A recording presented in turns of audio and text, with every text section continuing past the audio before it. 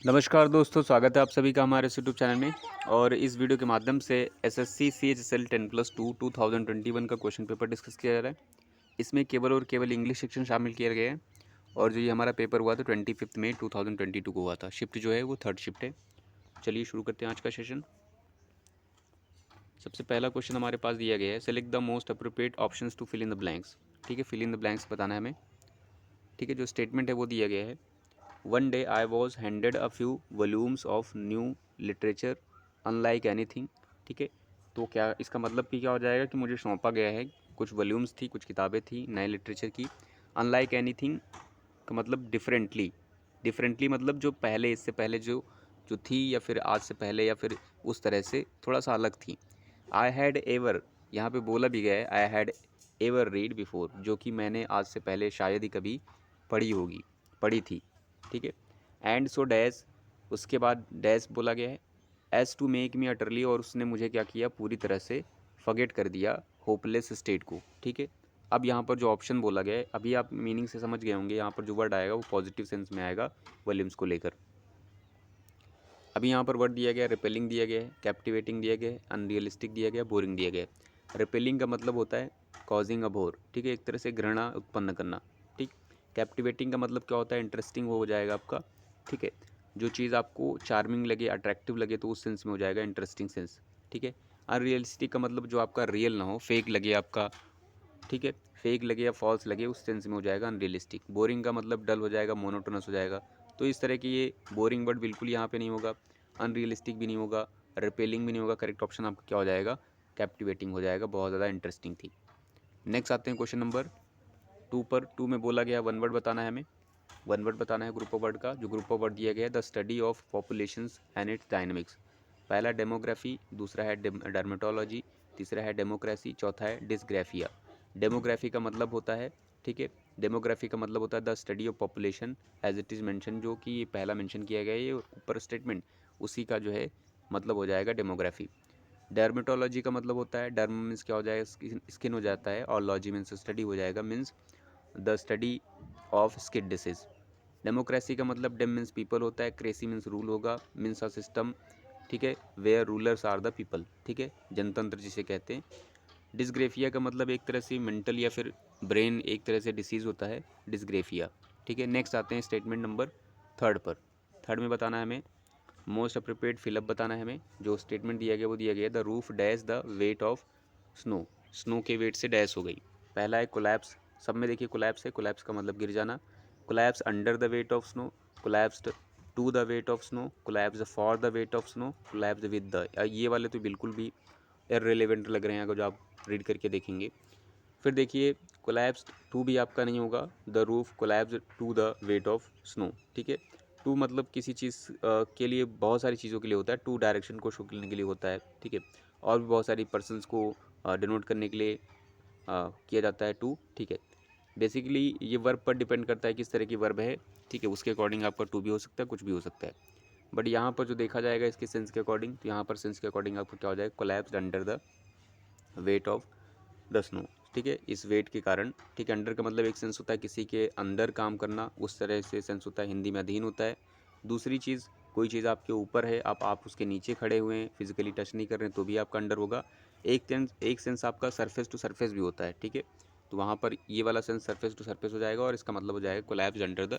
ठीक है, इस स्नो के भार के कारण। ठीक है, या भार से वो क्या हुई, पूरा का पूरा जो है कोलैप्स कर गई। नेक्स्ट आते हैं स्टेटमेंट नंबर 4 पर। 4th में बोला गया, हाईलाइटेड वर्ड का हमें क्या बताना है, डेनोटेशन बताना है। डेनोटेशन मतलब ग्लोसरी मीनिंग बतानी है। ठीक है, जो हाईलाइटेड वर्ड था वो कॉम्प्लीमेंट था। ठीक है, the tie compliments the shirt he is wearing. पहला है मैचेस है, दूसरा है डिसएरे है, तीसरा है ड्रेन से, चौथा है रेलीगेट्स। ठीक है, मैचेस का मतलब मैचिंग करना होता है, तो ये आपका करेक्ट हो जाएगा, क्योंकि कॉम्प्लीमेंट का मतलब भी वही होता है। डिसएरे का मतलब होता है कियोस होता है, डिसऑर्डर होता है आपका। ठीक है, अव्यवस्थ जिसे कहते हैं, अस्त व्यस्त। ड्रेन्स का मतलब गटर आपका सेंस होता है, नाली होता है। रेलीगेट्स का मतलब निर्वासित होता है, तो आपका करेक्ट ऑप्शन क्या हो जाएगा, फर्स्ट वन हो जाएगा। नेक्स्ट आते हैं स्टेटमेंट 4th में। 4th में बताना है, सब्स्टिट्यूशन बताना है सेगमेंट्स का। Manoj was living in the city since 1993। ये देखिए इस तरह से स्टेटमेंट आया है, आपको पता है किस तरह से बनाया जाता है। पहला है इज़ लिविंग, दूसरा है विल बी लिविंग, तीसरा है हैज़ बीन लिविंग, और चौथा है नो सब्सटीट्यूशन। तो आपका करेक्ट ऑप्शन क्या हो जाएगा, ठीक है। जब भी इस तरह से आएंगे सिंस और फॉर के साथ डेट दिया होता है तो मोस्टली करके वो परफेक्ट या परफेक्ट कॉन्टिन्यूअस टेंस बनाए जाते हैं। यहाँ पर भी क्या होगा, परफेक्ट कॉन्टिन्यूअस बनाएंगे, ये दिया हुआ ऑप्शन करेक्ट हो आपका ऑप्शन हो जाएगा। नेक्स्ट आते हैं स्टेटमेंट नंबर 6 में बोला गया इनकरेक्टली स्पेल्ड वर्ड ढूंढना है। जो स्टेटमेंट वर्ड दिए गए हैं वो दिए गए हैं ऑसिलेट, इंशू, लेवरेज, ठीक है, और बोनफायर। ऑसिलेट का मतलब क्या होता है, शिवर होता है आपका, ठीक है, शडर होता है, ठीक है, एक तरह से कह सकते हैं कंपन जिसे कहेंगे, ठीक है, शिवर होगा आपका, ट्रेम्बल भी होता है आपका, ठीक है। इसकी जो स्पेलिंग होती है OSCI होता है, LLAT होती है आपका ऑसिलेट। इंश्यू का मतलब होता है टू चेज होता है, टू रन आफ्टर होता है, ठीक है।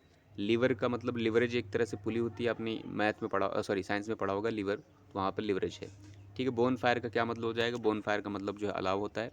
तो आपका करेक्ट ऑप्शन था फर्स्ट। यहाँ पर अंडरलाइन पार्ट का हमें जो है सब्स्टिट्यूशन ढूंढना है, इंप्रूवमेंट ढूंढना है। जो स्टेटमेंट दिया गया है वो she bought the fine cloth of the store, ठीक है। यहाँ देखिए जो एडजेक्टिव आया उससे पहले आर्टिकल द लगा है, डेफिनेट आर्टिकल द लगा है। डेफिनेट आर्टिकल द तब लगता है जब आपका CD हो, कंपैरेटिव डिग्री एडजेक्टिव हो, या फिर सुपरलेटिव डिग्री एडजेक्टिव हो। कंपैरेटिव डिग्री में तब लगता है जब आपका ऑफ द टू दिया गया हो, पैरेलल केस दिया गया हो, अन्यथा आपका क्या होगा, सुपरलेटिव डिग्री होगा। तो यहाँ पर सुपरलेटिव डिग्री की ज़रूरत है। यहाँ पर फर्स्ट में लिखा गया मोस्ट फाइन, ये आपका सुपरलेटिव डिग्री में लिखा गया, बट आपका मोस्ट तब नहीं होगा, ठीक है। मोस्ट आपका तब होगा जब किसी भी डिग्री, किसी भी एडजेक्टिव ऑफ डिग्री का जो है सुपरलेटिव फॉर्म नहीं बनेगा, ठीक है। जैसे फाइन का फाइनेस्ट बनता है, इसलिए मोस्ट आपका इनकरेक्ट हो जाएगा। फाइनेस्ट करेक्ट ऑप्शन हो जाएगा, मोर फाइन भी नहीं होगा, फाइनर भी नहीं होगा। नेक्स्ट आते हैं 8th में बताना है हमें ईडीएम का जो है करेक्ट ऑप्शन बताना है, ठीक है। और जो जो हाँ अंडरलाइन किया गया था ये वाला पोर्शन था, टास्क विथ एक्सट्रीम ईज, ठीक है, ये आपका अंडरलाइन किया गया था, ठीक है। और जो स्टेटमेंट है वो दिया गया है इसके लिए, अ पीस ऑफ केक है, एट द 11th आवर है, स्वान सॉन्ग है, और कॉल इट अ डे, ठीक है। विथ एक्सट्रीम ईज का मतलब क्या होता है, बहुत ही आसानी से। इसके लिए दूसरा वर्ड होता है स्मूथ सेलिंग भी होता है, हॉट केक भी होता है, ईजिली का मतलब होता है। तो इसके लिए करेक्ट ऑप्शन हो जाएगा पीस ऑफ केक, ठीक है। एट द 11th आवर का मतलब होता है एट द लास्ट मोमेंट होता है। स्वान सॉन्ग मतलब क्या होता है, लास्ट क्रिएशंस ऑफ समवन, ठीक है। कॉल इट अ डे मतलब एंड ऑफ समथिंग। नेक्स्ट आते हैं स्टेटमेंट में, 9th में आते हैं। यहाँ मीनिंग बतानी है टेल अपॉन की, ईडीएम की मीनिंग बतानी है। टेल अपॉन हमारे पास वर्ड दिए गए, इसका मतलब पहला दिया गया है ऑप्शन टू राइट डाउन, दूसरा है टू स्ट्राइक हार्ड, तीसरा है टू एडवाइस समवन, चौथा है टू अफेक्ट एडवर्सली, ठीक है। ये मीनिंग जो इसका ईडीएम का होता है वो होता है टू अफेक्ट एडवर्सली। इसका करेक्ट ऑप्शन क्या है, टू अफेक्ट एडवर्सली हो जाएगा। 10th में दिया गया है हमें एक्सप्रेस करना है हमें, यहाँ पर एक्टिव वॉइस बतानी है, ऑलरेडी पैसिव में लिखा गया है। टेंस एलिमेंट करने की कोशिश करते हैं। टेंस देखते कौन सा है, वॉज रिटन है, इसका मतलब सिंपल पास्ट का रहा होगा, तभी आपने वॉज और वर्ग के साथ वी थर्ड उसी में यूज़ होता है, तो सिंपल पास्ट टेंस ढूंढना है। यहाँ पर वॉज राइटिंग है, कॉन्टिन्यूस टेंस है। यहाँ पर हैज़ है, ये आपका परफेक्ट टेंस है, वो भी प्रेजेंट में। ये आपका हैड है, ये आपका पास्ट परफेक्ट है। ये रोट है, V2 है, ये आपका सिंपल पास्ट है। करेक्ट ऑप्शन 4th हो जाएगा। नेक्स्ट आते हैं 11th नंबर में, हाईलाइटेड वर्ड का हमें डेनोटेशन बताना है, मीनिंग बतानी है। ये जो आपका फिनिकी वर्ड था, हाईलाइटेड वर्ड था, ठीक है। His finicky attitude was the main cause of the conflict. पहला है फजी, दूसरा है हेस्टी, तीसरा है इंडोलेंट, चौथा है नर्वस। फिनिकी का मतलब क्या होता है, बहुत ज़्यादा चूजी सेंस होता है। दूसरा सेंस बहुत ज़्यादा डिटेल में जाना, किसी चीज़ को बारीक से समझना या बारीक में ज़्यादा ध्यान देना, ठीक है। फजी का मतलब भी सेम ही होता है, बहुत ज़्यादा डिटेल में जाना, ठीक है। एक सेंस ये भी होता है, ठीक है। एक सेंस ये भी होता है, बात का बतंगड़ बनाना भी होता है, जो बहुत ज़्यादा छोटी छोटी चीज़ों में बहुत ज़्यादा ध्यान देगा, ठीक है। हेस्टी का सेंस होता है बहुत ही ज़्यादा क्विक हो जाएगा, बहुत जल्दी सेंस में होता है इसका। इंडोलेंट का मतलब होता है आपका जो है बहुत ज़्यादा आलसी हो जाएगा, आपका आइडल हो जाएगा आपका, ठीक है। एक वर्ड होता है लेथार्जी का आपका वर्ड जाएगा इंडोलेंट का मतलब। नर्वस का मतलब क्या होता है, बेचैन हो जाएगा आपका, ओवरराउट हो जाएगा, रेस्टलेस हो जाएगा आपका। तो करेक्ट ऑप्शन जो आपका था वो फजी था, फिनिकी मतलब फजी। 12th में आते हैं, हमें ईडीएम का मीनिंग बताना है, ठीक है। अ स्टॉर्म इन अ टी कप, ठीक है, ये आपका ईडीएम है, इसका मीनिंग बताना है। इसके लिए पहला ऑप्शन था a lot of anger and worry about trivial things, दूसरा है to enjoy tea during a storm, तीसरा है टेस्टी टी, चौथा है the tea in which spices are added, ठीक है। जो हमारा करेक्ट ऑप्शन है ये काफ़ी रिपीटेड भी है, इसका मतलब होता है अ lot of anger and worry about trivial things. Next आते हैं 13th में। 13 में हमें एंटोनिम बताना है, ठीक है। एंटोनिम किसका बताना है, तो देखिए एंटोनिम दिया गया है हाईलाइटेड वर्ड का। जो हाईलाइटेड वर्ड था बेस्टो अपॉन था, इसका मतलब होता है अर्पित करना। जब आप किसी को कोई चीज़ अर्पित करते हैं, पहले मीनिंग भी देख लेते हैं, सेंटेंस पढ़ लेते हैं। The bestow they bestowed upon him whatever he wishes. ठीक है, अर्पित करना सेंस क्या होता है, सौंपना होता है, किसी चीज़ को कोई चीज़ सौंपना देना। ठीक है, इसका अपोजिट ढूंढना है। पहला है डिनाई, दूसरा है इंटेंसिफाई, तीसरा है गिफ्ट, चौथा है क्लासीफाई। डिनाई का मतलब क्या होता है, इनकार करना। ठीक है, जैसे हम ये चीज़ आपको दे रहे हैं, आपने इनकार कर दिया तो आपका अपोजिट हो जाएगा, तो आपका करेक्ट ऑप्शन इसका क्या हो जाएगा, डिनाई हो जाएगा। वहीं अगर जो ऑप्शन देख लें, इंटेंसिफाई का मतलब क्या होता है, किसी चीज़ की तीव्रता को, इंटेंसिटी को बढ़ा देना। गिफ्ट मतलब आपका नाउन भी होता है, वर्ब भी होता है। ठीक है, क्लासीफाई मतलब क्लासीफाई करना, वर्गीकरण करना। तो करेक्ट ऑप्शन आपका क्या था, 13th का फर्स्ट था। 14th में आते हैं, हमें बताना है इनडायरेक्ट स्पीच बताना है। इनडायरेक्ट स्पीच बताना है यहाँ पर। ठीक है, जो आपके पास ऑप्शन दिए गए वो दिए गए हैं। स्टेटमेंट दिया गया, he said it has been raining since last night. ठीक है, यहाँ पर भी टेंस से एलिमिनेट करने की कोशिश करेंगे। इनडायरेक्ट में आपको पता है, जब भी आपका ये कौन सा टेंस है पहले पहचानने की कोशिश करते हैं। इट हैज़ बीन रेनिंग, ये आपका क्या है, परफेक्ट कॉन्टिन्यूअस है। कौन सा है, तो प्रेजेंट परफेक्ट कॉन्टिन्यूअस है। तो प्रेजेंट परफेक्ट कॉन्टिन्यूअस आपका पास्ट परफेक्ट कॉन्टिन्यूअस में बनता है। ठीक है, पीपीसी में बनेगा पास्ट परफेक्ट कॉन्टिन्यूअस। अब हमें पास्ट परफेक्ट कॉन्टिन्यूअस ढूंढना है, किधर है। यहाँ पर हैड बीन लिखा है, पास्ट परफेक्ट कॉन्टिन्यूअस है। यहाँ पर हैड है, ये कॉन्टिन्यूअस नहीं है। ये हैड बीन है, ये है आपका, और ये वाला तो नहीं है। अब दो ऑप्शन बचे हैं आपका, फर्स्ट और थर्ड। ठीक है, दोनों में से कोई एक रहेगा। अब देखिए यहाँ पर लिखा था ही सेड था। ठीक है, तो ही सेड होगा। यहाँ पर देखिए फर्स्ट में ही हैज़ सेड है, तो ये आपका एलिमिनेट हो जाएगा। करेक्ट ऑप्शन हो जाएगा थर्ड। नेक्स्ट आते हैं 15th में। 15th में हमें एरर डिटेक्ट करनी है। जो स्टेटमेंट दिया गया वो दिया गया है, he has been accused by the teacher by the time a formal complaint for bullying was made. ठीक है, ठीक है, उसको एक्सक्यूज़ किया था, किस लिए, उसने बहुत ज़्यादा जो है बुलिंग की थी। बुलिंग मतलब क्या होता है, एक तरह से दबंगई करना। ठीक है, तो बहुत ज़्यादा किसी को परेशान करना उस सेंस में होता है। यहाँ वॉज मेड है, आपका टेंस कौन सा चल रहा है, पास्ट में चल रहा है। अगर जो आपका ये पास्ट टेंस चल रहा है तो यहाँ पर थोड़ा सा और एलिमिनेट करने की कोशिश करते हैं। ये आपके पास सब्जेक्ट है, हैज़ आपके पास हेल्पिंग वर्ब है। ठीक है, और ये आपका प्रेजेंट परफेक्ट टेंस है। ठीक है, बीन आपका है। ठीक है, अब प्रेजेंट परफेक्ट टेंस में आपका पैसिव बनाया गया है, बीन। एक्सक्यूज्ड आपका वी थर्ड है, बाय आपका जो है लगता है ये पैसिव में, द आपके पास सब्जेक्ट है, फिर बाय लिखा गया प्रीपोजिशन है, द टाइम, द आपके पास आर्टिकल है, टाइम आपके पास क्या है, आपके पास नाउन है, आपके पास इंडिपेंडेंट आर्टिकल है, फॉर्मल कंप्लेंट आपके पास नाउन है, फॉर प्रीपोजिशन है, और यहाँ बुलिंग प्रीपोजिशन के बाद आपका जेरेंड आता है। ये करेक्ट था। बट यहाँ पर जो एरर है आपकी कौन सी है, टेंस वाली है। यहाँ से देखिए आपको पता चल गया कि पास्ट टेंस की बात कर रहे हैं, तो पास्ट टेंस में आपका ही हैज़ नहीं होगा। ठीक है, यहाँ पर जो पैसिव बनाया गया, पैसिव भी सही बनाया गया है। ठीक है, पैसिव इसलिए सही बनाया गया है कि ही हैज़ बीन एक्सक्यूज्ड, उसको जो है माफ़ किया गया है, एक्सक्यूज़ किया गया है बाय द टीचर के द्वारा, तो करेक्ट था। बट ये आपका टेंस एलिमिनेट हो जाएगा, आपका टेंस जो है प्रेजेंट नहीं रहेगा। आप इसको पास्ट करिए, पास्ट में करने के लिए आप यहाँ हैड यूज़ कर सकते हैं। करेक्ट ऑप्शन क्या था आपका, ही हैज़ बीन। नेक्स्ट आते हैं स्टेटमेंट में, 16th में। 16 में हमें बताना है इनकरेक्टली स्पेल्ड वर्ड बताना है यहाँ पर। ठीक है, यहाँ से ढूंढते हैं। यहाँ पर द इन्फॉर्मेशन आपका सही है, इनकरेक्टली स्पेल्ड वर्ड बताना, इन्फॉर्मेशन सही लिखा गया, डेमाइज भी सही है। हर टॉर्मेंटर्स, टॉर्मेंटर्स मतलब क्या होता है, ऑपरेसर होता है। ठीक है, एक तरह से टॉर्चरर होता है जो टॉर्चर करता है, ये भी आपका करेक्ट स्पेलिंग है। पास्ट भी है, सेवरल भी सही स्पेलिंग है। ऑब्नॉक्शियस मतलब अनप्लीजेंट होता है, ये भी आपका करेक्ट लिखा गया है, OBNOXIOUS होता है। थर्ड में देखते हैं एंड शी सैट भी सही है, लाइक भी है, स्टैचू भी सही स्पेलिंग है, इवन भी सही है, वेन भी सही है। फोर्थ में देखते हैं द मदर टायर्ड सही लिखा गया, an overwrought mind could not process. ठीक है, ओवर रॉट की स्पेलिंग इनकरेक्ट है। ओवर रॉट की स्पेलिंग जो होती है, इसका मतलब ये होता है ओवर रॉट। ठीक है, WROUGST होता है, इसका मतलब बहुत ज़्यादा बेचैन होता है, टू मच वरीड। ठीक है, तो ये आपका इनकरेक्ट स्पेलिंग यहाँ से थी। यहाँ पर बोला भी गया था, माइंड की बात की गई थी। 17 में आते हैं इनकरेक्टली स्पेल्ड वर्ड ढूंढना है। पहला एटीट्यूड, दूसरा अटेंशन, तीसरा है मिनिस्ट्री, चौथा है मिमिक्री। देखिए ये सही है, ये भी सही है, ये भी सही। मिमिक्री इनकरेक्ट है, MIMI CRY होता है, यहाँ पर क्या होता है, CRY होता है, के नहीं होता है। 18th में आते हैं। 18th में हमें क्या करना है, अरेंज करना है। ठीक है, पैरा जम्बल्ड सेंटेंसेस को रीड कर लेते हैं। पहले में ए में दिया गया his mother whose name no one knows he is found on the street and dies just after Oliver's birth. B में दिया गया after the other boys bully Oliver into asking for more gruel at the end of a meal. Mr. Bumble offers 5 pounds to anyone who will take the boy away from the workhouse. C में बोला गया Oliver Twist is born in a workhouse in 1830s England. D में बोला गया Oliver spends the first 9 years of his life in a badly run home for young orphans and then is transfer to a work house for adult. ठीक है, आपने story पढ़ ली होगी, अभी आपको पता चल गया होगा, स्टोरी से थोड़ा आसान होता है। इसमें जो आपका स्टार्टिंग होगा वो किससे होगा, वो उससे होने वाला है आपका सी पोर्शन से। ओलिवर का बोर्न होता है 1830 में। उसके बाद क्या होता है, उसकी माँ की डेथ हो जाती है। ए, सी के बाद ए आएगा आपका। सी के बाद ए वाला ऑप्शन आप एलिमिनेट कर लीजिए, आपका क्या हो जाएगा, करेक्ट ऑप्शन ए हो जाएगा। ठीक है, नेक्स्ट आते हैं 19th में एंटोनिम बताना है प्रिमिटिव वर्ड का। प्रिमिटिव मतलब बहुत प्राचीन होता है, एंशियंट होता है। ठीक है, एक दूसरा सेंस भी हो सकता है, जो प्राचीन है, जो एंशियंट है, उसमें चेंजनेस को एक्सेप्ट करने की कैपेबिलिटी ना हो। पहला ऑप्शन है रेशियल है, दूसरा सोफिस्टिकेटेड, तीसरा है टेक्निकल है, चौथा एग्रीकल्चर। रेशियल का मतलब क्या होता है, जातीय होता है। ठीक है, ये आपका प्रिमिटिव से एंटोनिम नहीं बनेगा। सोफिस्टिकेटेड मतलब बहुत ज़्यादा परिष्कृत होता है, जो काफ़ी चेंजनेस को एक्सेप्ट कर सके, तो उस सेंस में आपका प्रिमिटिव से जस्ट अपोजिट बन जाएगा। टेक्निकल का मतलब होता है टेक्निकल होता है। ठीक है, एग्रीकल्चर का मतलब जो एग्रीकल्चर से होता है, तो आपका करेक्ट ऑप्शन क्या हो रहा है, सोफिस्टिकेटेड करेक्ट ऑप्शन हो जाएगा।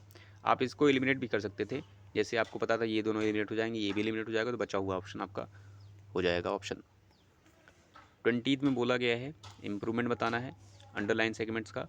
और जो लिखा गया सेगमेंट है वो I was look forward to helping you complete the project.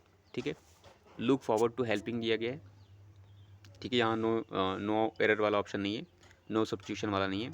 I was look है, देखिए देखिए अभी हमने आपको पहले बताया, इससे पहले वॉज और वर या इज एम आर, ये कभी भी हेल्पिंग वर्ब आएंगे तो आप इनके बाद क्या करेंगे, आईएनजी फॉर्म वर्ब यूज़ करेंगे, या तो इनके साथ वी थर्ड यूज़ करेंगे। तो यहाँ देखिए वॉज के साथ लुक लिखा गया है, ये आपका इनकरेक्ट है।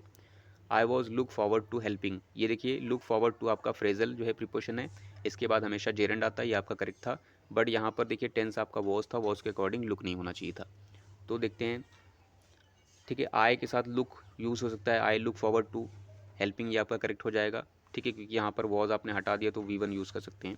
ठीक है, फिर लिखा गया था आई लुक फॉरवर्ड, यहाँ टू हटाया गया, इनकरेक्ट हो जाएगा। लुक फॉरवर्डिंग आईएनजी इसमें नहीं लगेगा, लुक फॉरवर्डिंग इसमें भी इनकरेक्ट हो जाएगा, करेक्ट ऑप्शन आपका फर्स्ट हो जाएगा। नेक्स्ट आते हैं, हमारे पास पैसेज दिया रहेगा, पैसेज रीड कर लेते हैं।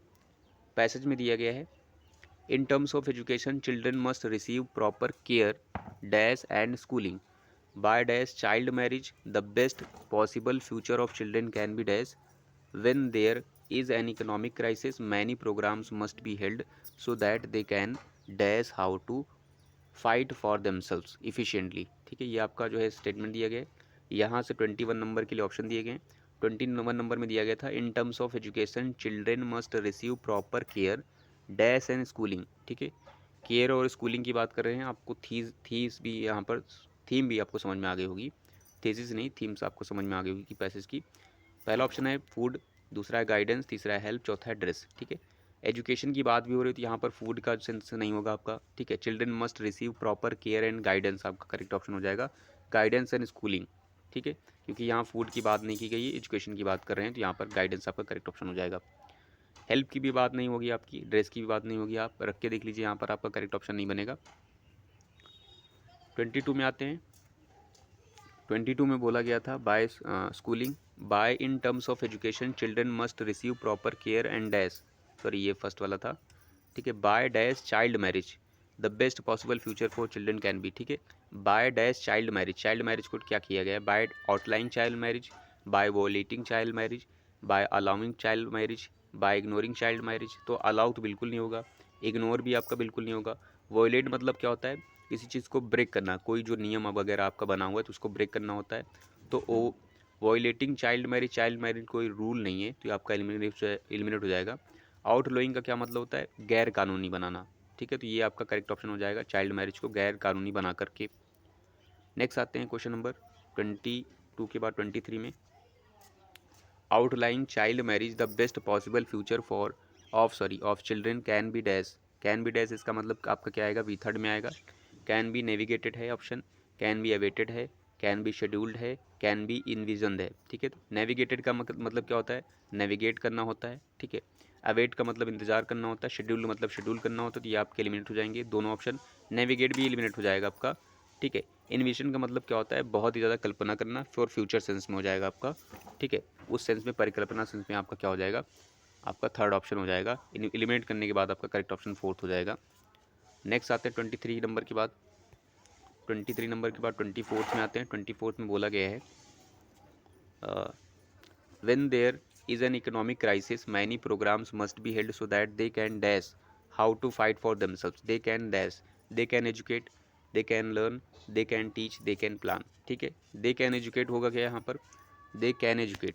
ठीक है, एजुकेट मतलब क्या होता है, पढ़ाने सेंस में होता है, यहाँ पर पढ़ाने सेंस की बात नहीं हो रही है, यहाँ पर बोला गया है when there is an economic crisis many programmes must be held so that they can dash, उनको बताया जा सके हाउ टू फाइट। ठीक है, एजुकेट नहीं होगा, ये आपका इंस्टीट्यूशन में ही दिया जाता है। लर्न हो सकता है क्या, दे can learn, they can learn में भी आपका हो सकता है। दे कैन टीच नहीं होगा, क्योंकि टीच मतलब पढ़ाना सेंस हो जाएगा, अगर जो रख के देखेंगे तो क्या हो जाएगा, सो दैट दे कैन टीच, ये आपका लिमिट हो जाएगा। प्लान भी नहीं होगा तो करेक्ट ऑप्शन क्या हो जाएगा, दे कैन लर्न। एजुकेट से ज़्यादा बेटर आपका क्या रहेगा यहाँ पर, लर्न रहेगा। अगर यहाँ इंस्टीट्यूशन की बात की जाती है तो यहाँ एजुकेट हो सकता था, बट आपका लर्न करेक्ट ऑप्शन है। लास्ट आते हैं, लास्ट में बोला गया है, ठीक है, they can learn how to fight for themselves dash and efficiently. Efficiently बोला गया कैसे कैसे फाइट करना है, इलोक्वेंटली, इफेक्टिवली, अब्रप्टली और इफेक्टिवली। एलोक्वेंटली का क्या मतलब है, एल मीन्स थ्रू आउट होता है, लॉक मीन्स टॉक होता है, तो बहुत ही ज़्यादा फ्लुएंट में बात करना सेंस हो जाएगा, तो ये आपका नहीं होगा, यहाँ फाइट की बात हो रही है। अफेक्टिवली का क्या मतलब होता है, बहुत ही ज़्यादा अफेक्शन के साथ, स्नेह के साथ लड़ना, यहाँ पर हो जाएगा fight for themself affectionately and efficiently, आपका एलिमेंट हो जाएगा। अब्रप्टली का मतलब होता है सडनली होता है, ये भी आपका नहीं होगा। इफेक्टिवली का प्रभावशाली ढंग से और बहुत ही ज़्यादा एफिशिएंटली हो जाएगा, आपका करेक्ट ऑप्शन क्या हो जाएगा, लास्ट वन हो जाएगा, 25th का last one. So I hope आपने आज की वीडियो से कुछ ना कुछ ज़रूर सीखा होगा। So thanks for watching this video.